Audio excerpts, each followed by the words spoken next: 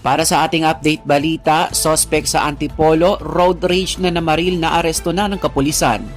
Inihahanda na ng mga kapulisan sa Antipolo ang kaso laban sa 28 anyos na suspect na namaril sa 3 katao dahil sa away trapiko.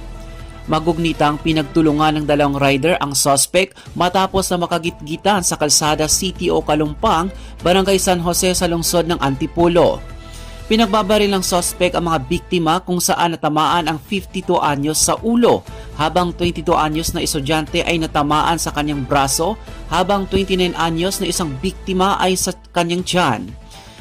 Nagawang tumakas ng suspect lula ng SUV, subalit ito ay naharangan ng mga rumesponding pulis.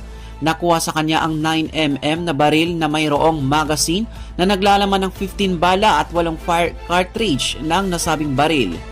Hinikayat ni Rizal Police Provincial Director Police Kernel Felipe Maragon ang mga nakasaksi na lumabas at ilahad ang kanilang nalalaman. At yan ang ating update balita. Ito po ang inyong lingkod si Loy Imam, nag-uulat.